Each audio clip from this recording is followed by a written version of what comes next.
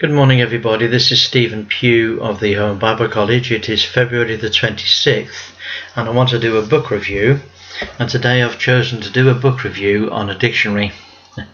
It is Crudens Complete Concordance to the Old and New Testaments. Crudens Complete Concordance. It says with notes and biblical proper names under one alphabetical arrangement. Now this was produced by Alexander Cruden, edited by C.H. Irwin and A.D. Adams and S.A. Waters. It was printed by Lutherword Press. Now let me read a little bit of the preface, because this is going to explain what this was. By the way, this is what my copy looks like. It's very typical. You can see that on the cover. Crudens Complete Concordance to the Old and New Testament, and as a young man, this was the first and the most important reference book that I ever had. And of course, it's pretty small print. There's the print. If I bring it right up close, you'll see what I mean. Very small print, and this was my first, and I'm going to call it internet. This was my first internet. What this did is it gave me a means whereby I would be able to find a passage when I need it. So let's imagine that we were looking for the scripture. Let's suppose we forgot where John 3:16 is. So we can remember a bit of it. For God so loved. So we think, oh yes, loved. So we could look up loved. Hijkl, L-O-V, love, L-O-V, love, loved, loved. Okay, then we find a whole list of, of loved, and then we come down to the passage. It's all in alphabetical order, and it says, God so L, the word. Of course, the word loved is abbreviated to just the word L, the letter L. So God so loved the world. It's John chapter 3 and verse 16. Now this was an incredibly useful tool to have. I mean, in the early days, all I had was a Bible and a Crudens Concordance. So who was Alexander Cruden? Well, it says in the preface a little bit about him. Let me read it to you. It says, for over 200 years, Crudens Concordance has been a household word wherever the English language is spoken and the English Bible read. And that's so true, so true. Its author, Alexander Cruden, was born in 1699 at Aberdeen, where he was educated at the grammar school and Marischal College. He was intended for the Presbyterian ministry, but ill health, which for some time affected his mind, led him to take up teaching at the age of 21. After some years spent in private tutorships, he came to London, where in 1732 he opened a bookseller's shop in the Royal Exchange. It was during that period that he began his concordance, which was first published in 1737. Now this great work won him special honour at the universities of Oxford and Cambridge. Two further editions of the Concordance appeared in his lifetime, in 1761 and 1769 respectively. Now he died at Camden Place, Islington in 1771 and was buried in Southwark in a burial ground now said to be included in the premises of a well-known brewery. A bursary provided by him and bearing his name is among the prizes of Aberdeen University. Now, Crudens Concordance was first issued by the Religious Tract Society in London in 1839 and reached its 42nd edition in 1879. Successive editions were published up to 1920, and then a major revision was undertaken by William Youngman, and later in 1927-30 by C.H. Irwin, Doctor of Divinity, A.D. Adams, M.A. and S.A. Waters.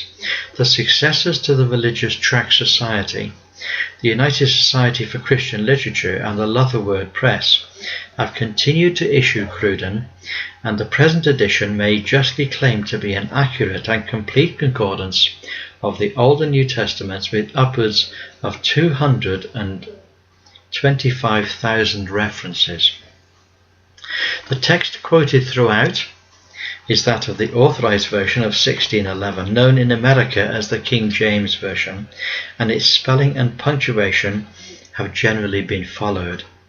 Where the Revised Version of 1881 has altered the sense or made the meaning clearer, this is indicated by an asterisk.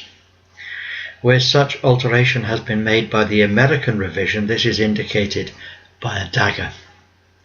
At these points, reference should be made also of the American Standard Revised Version for its renderings. Every quotation and reference in the Concordance has received careful scrutiny. Now, the grouping of proper names and the general concordance under one alphabetical arrangement will be found greatly to facilitate the use of this volume. In the appendix is given a list of proper names, seldom mentioned in Scripture, and not included in the main body of the concordance. Every endeavour has been made in the necessary shortened quotations to include the most essential words and to preserve the true meaning of the text. The quotation occupies the first position in the column, followed by the main reference, and then by reference to other passages where the principal word is used. The principal word quoted is indicated by its initial letter in italics. A colon between the figures 1:2 provides chapter and verse. A semicolon divides the main reference from succeeding references, while a comma divides the verse in the same chapter, and then there's an example given. Now this is a work of amazing depth.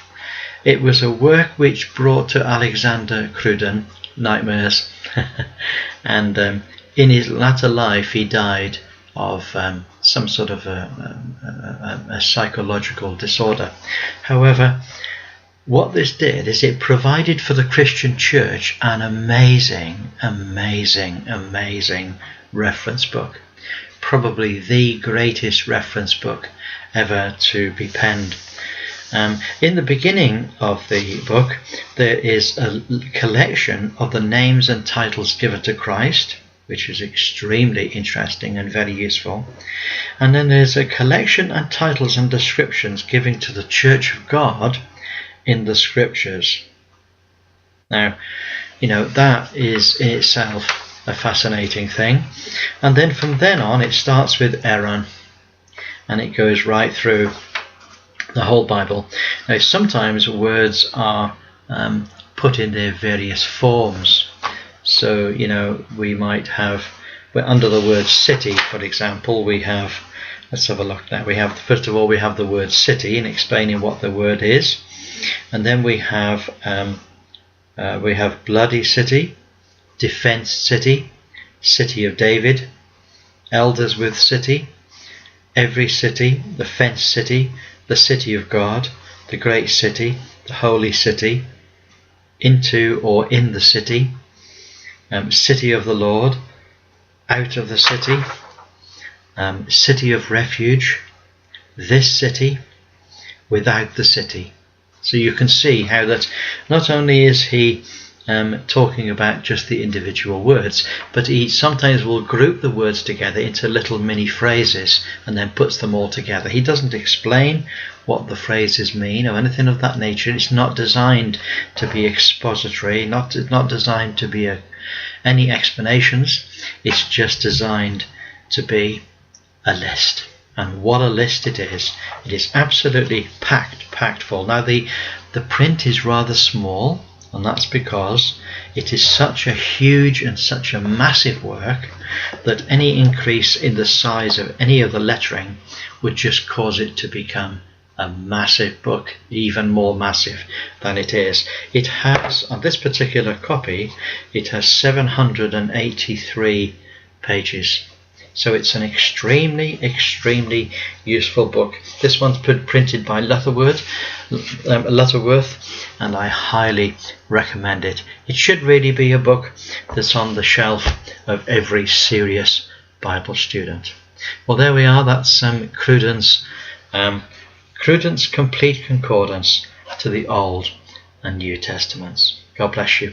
Look forward to speaking to you next time. Bye for now.